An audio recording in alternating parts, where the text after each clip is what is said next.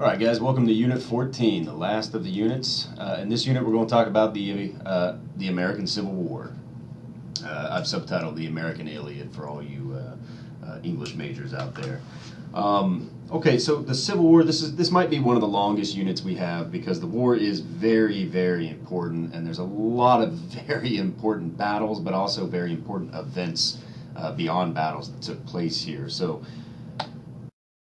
we're going to be breaking down Unit 14 into 5 parts. And in part 1, we're going to talk about the awakening of the Civil War, how it began, talking about kind of the formation of the Confederate States of America, comparisons of North and South, Fort Sumter, where it actually all begins, and then one of the early battles of the American Civil War. In part 2, we're going to talk about how the Civil War began to intensify in the year 1862. We see a very big ramping up of the war. The war goes from relatively small to all-encompassing here in 1862. Then in part 3, we're going to talk about the turning of the tide, in which we'll look at how the Union began to turn the tide of the war against the Confederacy. And then in part 4, we'll talk about how the Union will ultimately grind down the Confederacy and win the American Civil War. And then in part 5, we'll talk about the significance of the American Civil War. But this is part 1, the Civil War awakening.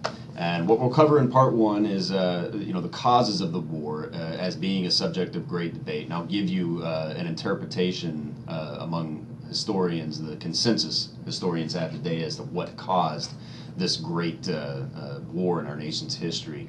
After that, we'll get into a discussion about the creation of the Confederate States of America. And after that, we'll talk about the event that actually sparked the American Civil War, and that's, of course, the crisis at Fort Sumter and Charleston Harbor. Then we'll get into a brief discussion about the comparisons of both the Union and the Confederacy, so we have a good idea of the numbers involved here and who should win and how long it should take and ultimately why it didn't happen the way it should have happened, at least on paper. Then we'll finish out part 1 by talking about the first important major land battle of the American Civil War, known as the Battle of First Bull Run. But first, let's start with the causes of the American Civil War. Now, hopefully, throughout the course, you've gotten a good sense of what is bringing this thing about. But you should understand that even today, what causes the American Civil War is a subject of great debate, not only among historians, but also among the general American public. Now, this chart I have here, it's kind of broken down by political affiliation, Democrats, Independents, Republicans. But I think it's a useful graphic to kind of show you that even today, the debate that rages over what caused the American Civil War usually comes down to either a belief that states' rights brought this war about or the institution of slavery brought this war about. And there are arguments for both sides of this debate, but let me kind of give you the consensus among historians today as to what caused this great rupture in our nation's history. Okay, so let me give you then kind of an interpretation here in the consensus among historians. What actually sparks the American Civil War was the secession of the Deep South states, that first wave of secession. That's what actually causes the American Civil War to begin in 1861. But that's not the full picture. You have to try to understand then, why did they secede? Why did they leave the Union and risk a civil war? That's where it becomes a little more complicated, and that's where the arguments of, well, they left in order to protect states' rights, or they left in order to protect slavery. And let me build upon this idea here. See, what happens after secession of the lower South states is, Lincoln is faced with a choice. He could, if he had wanted to, let these states go in peace. That was an option. He could have absolutely let these states go in peace. But if he does that, then that would be Lincoln admitting that the United States is broken. And if you let these states go in peace, then the likelihood that secession occurs again in the future is a very real possibility. If secession is allowed to occur, then what would happen the next time a state of the United States disagreed with the federal government? Well, they would just leave the Union. So Lincoln's decision here, when he comes into office, is that he is going to refuse to recognize secession and vow to uphold the federal laws within the seceded states. Now, this is something that those seceded states cannot tolerate. So their decision to secede is what placed the nation on the precipice of war. That's why historians have found a consensus here that what actually sparks the revolution, or I'm sorry, the Civil War, is the secession of the lower South states. But it's more complicated, guys. I mean, everything is more complicated. What caused the secession of the lower South states? Did they leave in order to protect states' rights? Did they believe states' rights was being threatened? Or perhaps was it slavery? Now, this is a question that, I can try all day to convince you of. Either states' rights or slavery being the root cause here of the Civil War. But what I like to do as a historian is just kind of let the people that lived during that time period speak for themselves. Let them explain to us why they decided to leave the Union and put the nation on the precipice of civil war. And the best example I can give you comes from a speech given by the actual vice president of the Confederacy, a man by the name of Alexander H. Stephens. In 1861, he gave in Savannah, Georgia, what became known as the famous Cornerstone Speech. And in this speech, if you would have been in the audience that day, you would have heard very clearly why these southern states had left the Union. Here is a long excerpt of this speech. Now, I won't read all of it. You can pause the video and read the whole excerpt if you want. But in this speech, what he did is he made the case that, the Constitution of the United States was created and was at the time, in 1861, being interpreted by the northern free states as creating a government that was all about equality of the races and equality of humankind.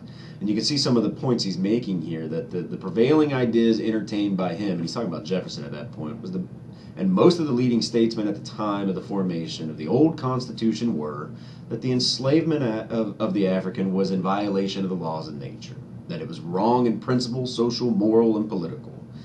That it was an evil they knew not well how to deal with, but the general opinion of them was that one day it would just pass away. These ideas, Stephens goes on, were fundamentally wrong. That they rested upon the assumption of the equality of the races, and that was an error. That it was a sandy foundation, and that when the idea of that government that it was built upon, when the storm came, the wind blew it, and it fell. He goes later on in this speech to describe the Confederate government and the Confederate Constitution and the reasons why they left the Union and decided to become an independent nation. He states, "Our government is founded upon exactly the opposite ideas, that its foundations are laid, its cornerstone rest upon the great truth," and again, guys, his words, "that the Negro is not equal to the white man, and that slavery, subordination to the superior race, is his natural and moral condition." Guys, what he's telling you here is that the reason these states left the Union is because they believed that the Constitution of the United States was being interpreted in a very radical way, not how it should have been interpreted. And that they left the Union because they believed that the North was beginning to wage war on slavery. They left, in other words, they left the Union in order to protect the institution of slavery. They believed that it was threatened. You don't, in his speech, read anything about states' rights. You don't read anything about that. All you hear in his speech, in which he is explaining to you why they left the Union and have placed the nation on the precipice of war, it was all because of slavery. Because they believed slavery to be under assault, under attack, and left the Union in order to protect it. This is the consensus among historians today, that slavery was the root cause of the American Civil War. And here's a good way to think of it. And you may disagree with it, but here's a good way to think of this idea. Think about the United States had slavery never existed. Meaning all the way back there at the founding of Jamestown, slavery never came to the United States, and it never took root here, and it never existed in our nation's history. Do we have an American Civil War? You may say yes. I would say no. And I would be backed by the consensus of historians. So what's causing the American Civil War is the secession of the lower South states. What's causing them to secede It was in order to protect slavery, meaning slavery is the root cause of this great war in American history. Okay, so that's kind of the first issue here of part one, the causes of the war being the subject of a great debate even today. Look, you can believe what you want to believe. I'm just giving you the consensus view among historians. We have done decades of work on all of this, so we feel like we have a pretty good grasp on what's going on here. But you're free to believe whatever you want. Okay, what I want to get into now is to talk about what did those first wave of seceding states, what did they do after they left the Union? And what we find is that they came back together and created a new nation that they called the Confederate States of America. And that's what I want to talk about next. Okay, guys, so let's talk about the creation of the Confederacy. After the secession of the first wave of Southern states, they existed for a brief period as independent nations. But they needed to be bound together. They needed to be brought back together and form a new government. And in March of 1861, the first 7 states to leave the Union decided to send representatives to Montgomery, Alabama, with the purpose of creating a constitution and creating a new government. This convention was known as the Montgomery Convention. And here's a picture on the left here. This is the building that they met in Montgomery. When these representatives came together in Montgomery, their first order of business was to create a temporary government so that it could write a new constitution and then write laws and then hold elections under this new constitution. So this was what was being done at the Montgomery Convention in 1861. All of these states had representatives there. Each of the states had 1 vote in this convention, and each state was sovereign to each of the others. This is why they only had 1 vote. Now, I want to briefly talk about the Constitution that they created here at the Montgomery Convention. It became known then as the Confederate Constitution.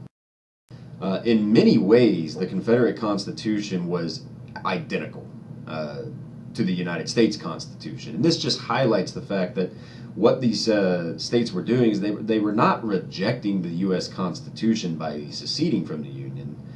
They had left because they were upset with the way Northerners were interpreting that Constitution. So it would make sense then that their Constitution they create was very, very similar then to the United States Constitution, and it was almost identical.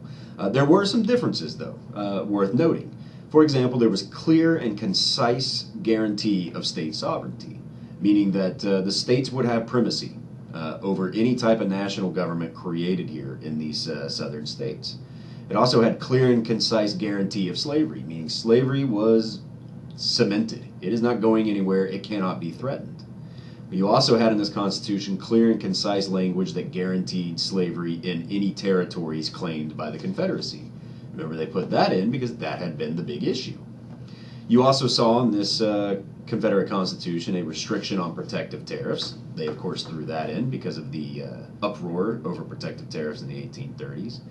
And then actually 2 differences here of the Confederate Constitution were, in my opinion, I think actually good things. For example, the President of the Confederacy was given a line item veto. We don't have this in our federal government today, but what this allowed the President of the Confederacy to do is, any bill that came to his desk, he could veto just a single portion of the bill rather than vetoing the entire bill. Yeah, I actually think this was a great idea. It actually made government more efficient.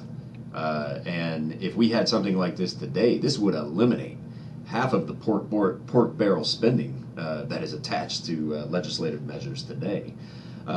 Also, a difference of the Confederate Constitution was that the president was going to only be eligible to serve 1 term of 6 years, no re-elections. I think this is actually a good idea as well. It'd be interesting to see if the United States could do something like this.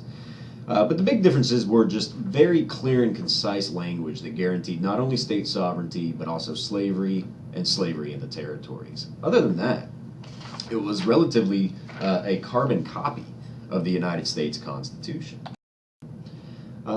Once this Constitution was formed, it was now time to hold elections to elect the officers and the officials of this new Confederate nation. Here's a picture of the first Confederate cabinet. There were a good sprinkling of people in the Confederate cabinet from all of the southern states. Virtually every southern state that left the Union was represented here in the government. However, the president that was elected in 1861 of the Confederacy was actually not even a radical. He wasn't even a Southern radical. He was actually a very moderate Southerner. He was actually a guy that had opposed secession, but his name was Jefferson Davis. He was chosen because he had a long career in national politics before this moment. He had served as a senator from his home state. He had been a Secretary of War. He had even been a vice presidential candidate. He was considered kind of the logical choice to be the president for the Confederacy because he was not a radical. He was more of a moderate. But his name was Jefferson Davis. He was from the state of Mississippi. He pretty much was the best that the South had to offer in terms of political leadership, and this is why he was chosen. So what we had then is that, you know, this first wave of seceding states came back together in March of 1861 and formed an independent nation that they called the Confederate States of America. The point here is, by the time Lincoln is inaugurated in March of 1861, we have two independent nations existing in what used to be the larger United States of America. We had the United States of America in the north, and we had the Confederate States of America in the south.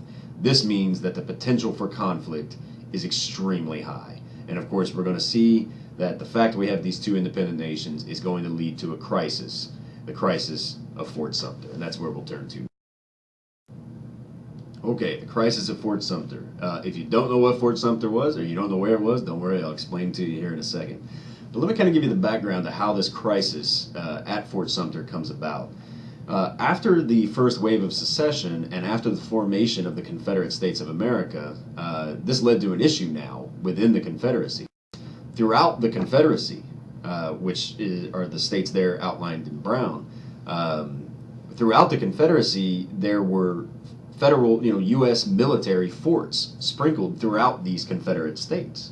The Confederacy cannot allow these U.S. military forts to be maintained by the U.S. military because this would then be a foreign military occupying their soil. So what you saw happening there is the Confederacy needed to have these forts surrendered to them. And a lot of people were worried that some of these U.S. military detachments in these forts were not going to surrender these forts.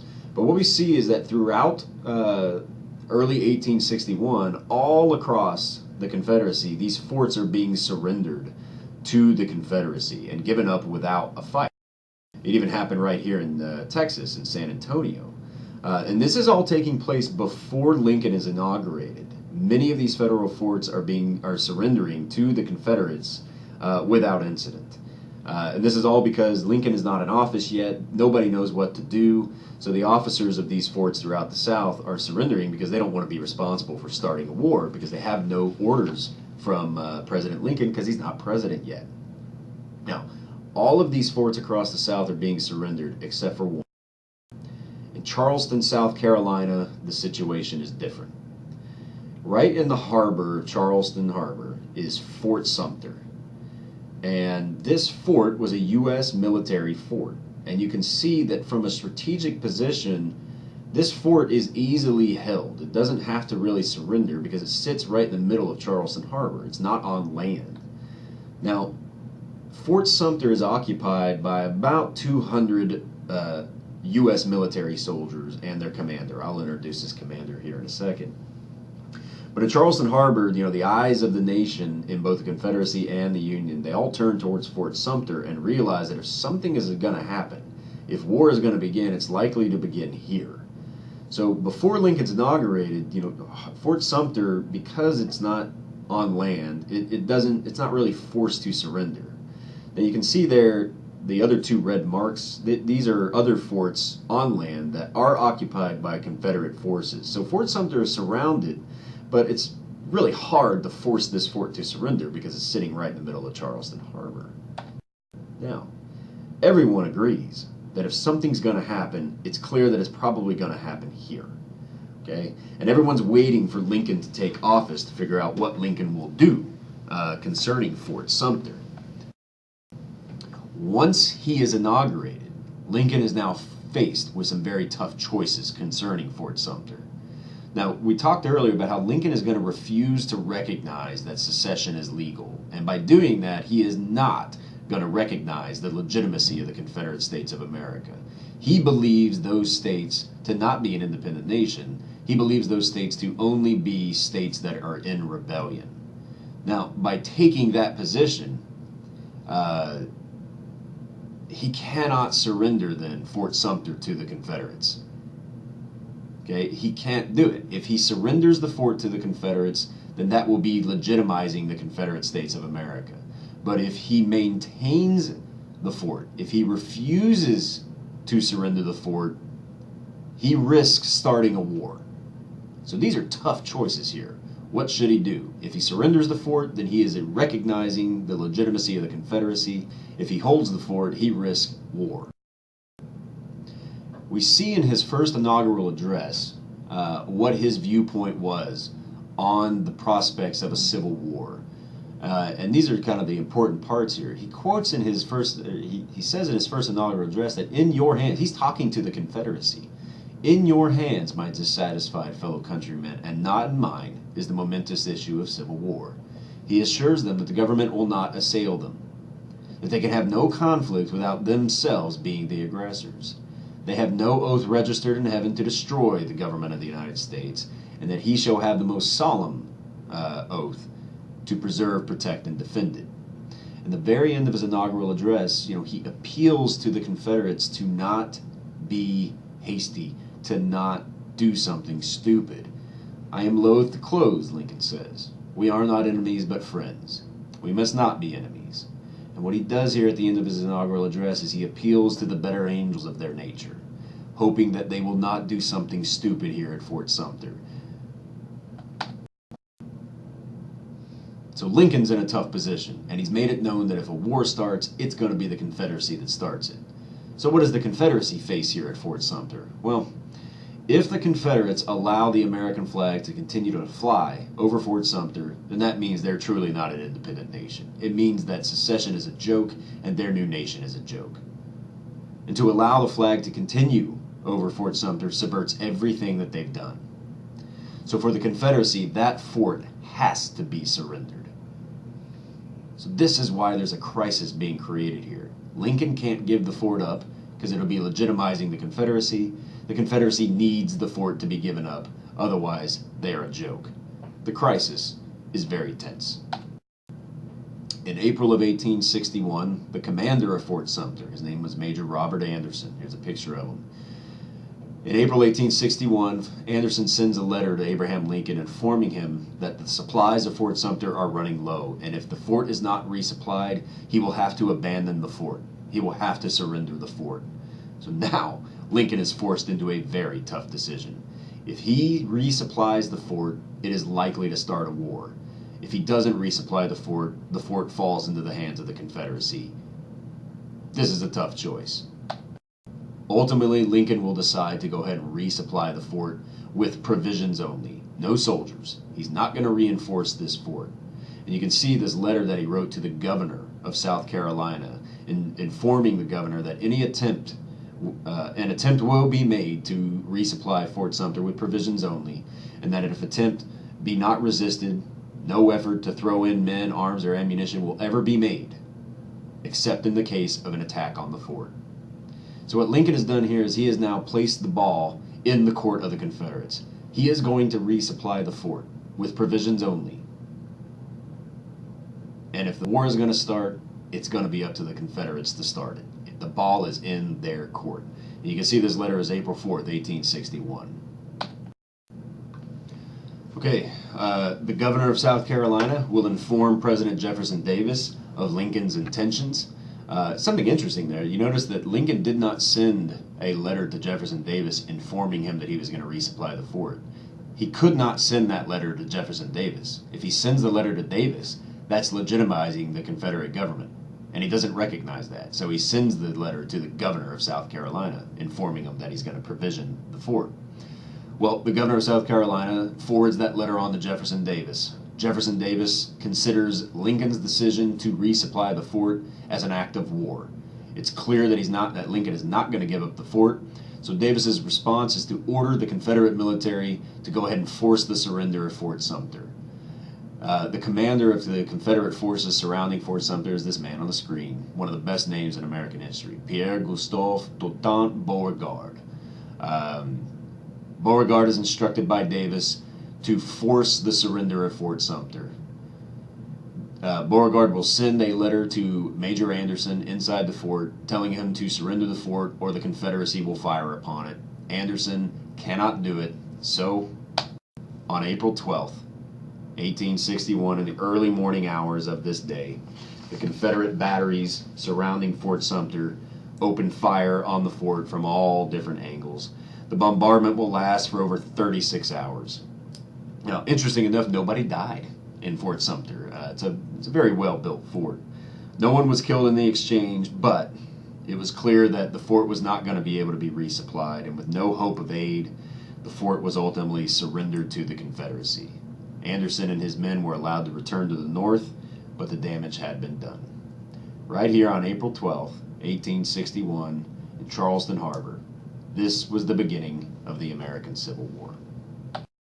All right, so what's significant about the crisis of Fort Sumter? Well, I just kind of mentioned it, is that this is where the American Civil War began. This was where the shooting started in the defining moment in American history. This is where it all starts. But the other reason it's significant concerns Lincoln's response to the shelling of Fort Sumter. Lincoln now has a war on his hands. He now has a rebellion taking place. Lincoln responded to the shelling of Fort Sumter by calling on the states for the creation of a 75,000-man volunteer army in order to put down the rebellion. Here's an excerpt from his proclamation of April 15th, just 3 days after Fort Sumter, in which you can see he's telling everyone that the laws of the United States have been, and for some time past, are now opposed, and execution of them are being obstructed in the states of South Carolina, Georgia, Alabama, Florida, Mississippi, Louisiana, and Texas. And what he's arguing is he needs to enforce the laws of the United States Constitution within these states, that these states are in a state of rebellion, and he is now calling on the states to send 75,000 men for the creation of an army in order to suppress these said combinations and to cause the laws to be duly executed. So this is another reason this crisis of Fort Sumter was significant. Not only does this start the war, but we see Lincoln calling on the states for the creation of an army in order to put down a rebellion, in order to help him enforce the laws of the United States within the Confederacy.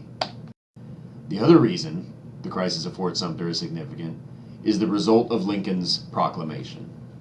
It was now clear to some of the other southern states that had not left the Union that Lincoln intended to wage war on the South, and that led to the second wave of secession. Lincoln's decision to call for the 75,000-man army, that a result of the shelling of Fort Sumter, leads to the second wave of secession. And the second wave of secession were the states of Virginia, North Carolina, Tennessee, and Arkansas. These were the 4 states of the second wave of secession. Now, I do want to show you, or draw attention to that you see these states in yellow of Missouri, Kentucky, a portion of Virginia that we know today as West Virginia, Maryland, and Delaware. These were slave states that did not leave the Union. They never left the Union. They remained loyal to the Union. We'll talk more about them as we go through the American Civil War, but one of the reasons Fort Sumter was significant is that it will lead to Lincoln issuing the proclamation for the creation of the army, and that will in turn lead to the second wave of secession. Those 4 states, Virginia, North Carolina, Tennessee, and Arkansas, will secede from the Union and then very quickly join the Confederacy. Okay, so we've talked about the causes of the war, the creation of the Confederacy, and the event that actually sparks the war at Fort Sumter. I want to now I want to kind of compare the Union and the Confederacy so that you have a good idea of what each side is up against. Guys, in terms of population, the Union had roughly 22.6 million people living in 24 states plus some territories. They also, during the war, the Union had a significant wartime immigration. In fact, 1 in 5 soldiers that served in the Union armies were actually foreign-born. Many of them had just recently arrived to the United States, and they saw joining the military as a quick way to earn a living, a quick way to earn some money. Now, out of that 22.6 million, that includes old men, children, and women. They're not going to fight in the war. What you have then, of the 22.6 million, you have 5.9 million able-bodied males that are eligible for service in the military. Now, not all of them will serve. We'll talk about the enlistments here in a second. But you have 5.9 million able-bodied males eligible for service in the military for the Union. How about the Confederacy? The Confederacy had roughly 8.8 million people living in 11 states, plus some portions of the New Mexico Territory. The problem here is that of that 8.8 million, 3.7 million of them were slaves, and they are not going to fight in the Confederate military. So when you take out the slaves, when you take out women, when you take out old men, and you take out children out of the 8.8 million, what you wind up with is only 1.25 million able-bodied males eligible for service in the Confederate military. What does this all mean? It means the Confederacy is outnumbered. But what about the enlistments? Meaning, how many of the eligible men served in the military? For the Union, you had about 2 million men serve in some capacity in the Union military during the American Civil War. That actually represents 34% of the able-bodied males in the Union serving in the military. The rest of those able-bodied men were, of course, working in factories or working in farms or had found ways to not serve in the military. The Confederacy, of the 1.25 million they had eligible for service, over 800,000 of them are going to end up serving in the Confederate military. That is a percentage of 64%. The only way that the Confederacy could field 64% of its able-bodied males was because of the existence of slavery. Slavery allowed the Confederacy to field a higher percentage of its able-bodied males in the ranks of the military. Now, the only reason I mention that is that Abraham Lincoln was very much aware of this. He understood that slavery allowed the Confederacy to maintain a larger army than they really should be able to. And the reason I tell you that is because as the war drags on, Lincoln will focus on perhaps taking away that slave labor from the South in order to help defeat the Confederacy. So that's, of course, a spoiler alert for the Emancipation Proclamation, but we're not there yet. So these are the comparisons of enlistments. What about the economic comparisons? Well, the Union had a very balanced economy. It had agriculture, it had industry, it had commerce. In fact, in 1860, according to the census of 1860, there were 110,000 large factories in the Union, in the North. That was producing 96% of the nation's locomotives and producing 97% of the nation's firearms. The Confederacy, however, was mostly agricultural. It relied on a staple crop of cotton. It didn't produce a lot of food. There were not very large factories. It had very little liquid capital. That's actual tangible money. So this made then for the Confederacy, it's very hard for them to buy supplies. They had to trade cotton for supplies from Europe. What does all this mean? The Union is in a better position to wage a modern war like the Civil War. The Confederacy is not. What about naval comparisons? Well, the Union had a very large navy. All of the U.S. naval ships are part of the Union. So they had a very large navy, and this is going to allow the Union to blockade the Confederacy and to prevent the supplies that the Confederacy needs coming from Europe. The Union also had very skilled naval officers. Most of the naval officers hailed from the New England states, and these people had grown up on the water. They knew how to sail ships. They were just very skilled naval officers. How about the Confederacy? Well, it really didn't have a navy. Any naval vessels that the Confederacy used were vessels that they had confiscated from the Union, and that wasn't very many of them. Without a navy, they are never going to be able to break the Union blockade. It's going to make getting supplies to the Confederacy extremely difficult. Now, it happened, but it was extremely difficult to do. The naval officers for the Confederacy were also, for the large part, unskilled. There were some notable exceptions, but for the most part, Confederate Navy commanders were not very prepared to wage a naval war. So what does this all mean? The Union, at least on the water, is in a much better position to wage this war. And finally, what about the war aims? What are they fighting for? This is where the Confederacy really does get an advantage here. The Union is fighting to preserve the Union. Now, I cannot stress this enough. The Union did not decide to wage this war to end slavery. Okay? The Union didn't fight this war to end slavery. The Union fought this war to preserve the Union, to hold the Union together, to prevent secession from being successful. Because if they don't win this war, if they don't preserve the Union, it's all over with. The United States doesn't exist anymore. The Union does not go to war to end slavery. As the war drags on, as the casualties mount, the ending of slavery in the Confederacy was added to the Union war effort, but only as a means to help them achieve the larger war aim of preserving the Union. We'll discuss more of that when we get to the Emancipation Proclamation, but you do need to understand that the Union war aims when the war began, their decision to wage the war, Lincoln's decision, was in order to preserve the Union. Okay? It was not to end slavery. That comes later, but again, ending slavery as a means to help preserve the Union.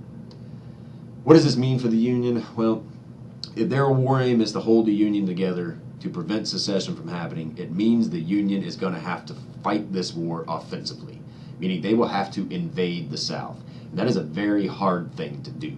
You have to take territory, you have to hold territory, it's expensive, it's going to cost a lot of money, it's going to cost a lot of men to do it. So this is kind of a disadvantage for the Union because of their war aim. What about the Confederacy? The Confederacy is fighting to protect their entire way of life. They're fighting for independence. They're fighting for freedom from those that want to agitate slavery. They're fighting to protect their entire way of life. That means then that they're fighting to protect their homes, their livelihood, and their families. This means they're going to fight harder. They're going to fight longer. It also means that they will be fighting then on the defensive. They will be defending territory, which is always easier to do in a land battle than to try to take territory. So we know the population comparisons, we know the enlistments, we know the economics, we know the naval comparisons, and now we know the war aim comparisons. Now we're ready to get into the actual fighting. What does it all mean? Well, let me sum it all up. The Confederacy is outnumbered, and outnumbered dramatically. The Confederacy is not in a good economic position to wage this war.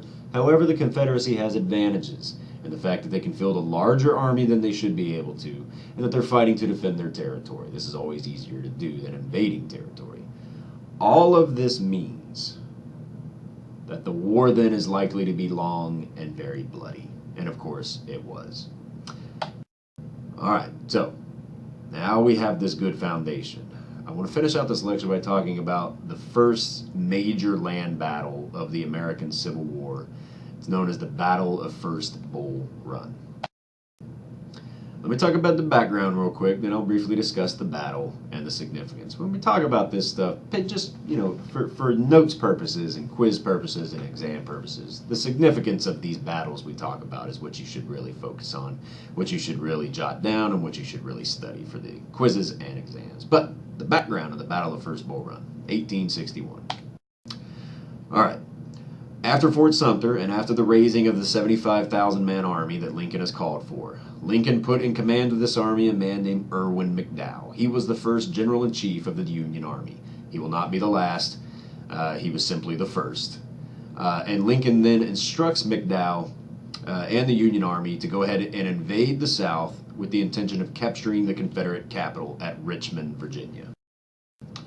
The Confederacy understands that this is likely the goal of the Union Army, so the Confederate military, under command of, there's Beauregard again, they move north to prevent this Union invasion. And these two gigantic armies meet near Manassas, Virginia, along a creek known as Bull Run. So the battle actually has two names. It's either known as the Battle of Manassas or the Battle of Bull Run. Now this battle, when these armies first slammed into each other, they actually had the same strategy in this battle, which was to turn the left flank of each of the armies. So what happened is they actually just kind of rotated around each other. And early on in the battle, in the early hours of the battle, it looked like the Union was about to break the lines of the Confederacy and win the day. But one of the Confederate division commanders, a man by the name of General Thomas, nicknamed Stonewall Jackson, he held the line against this Union assault, and he rallied the Confederate forces to hold their ground as well. And this bought enough time for the Confederacy to reinforce its army at Bull Run. And interesting enough, another Confederate general named Joseph Johnston, he had put about 12,000 Confederate soldiers on a railroad and ferried them very quickly to the battlefield. This was, interesting enough, the first time ever in world history that a railroad was used during a battle. Now, Joseph Johnston and these 12,000 Confederate soldiers will arrive just in the nick of time, and you can see on this map they will arrive just in time, and they will smash into the Union lines and the Union Army into disarray. The Union Army will then very hastily retreat. They just broke ranks and ran as fast as they could back to the defense of Washington, D.C. And this was the Battle of First Bull Run.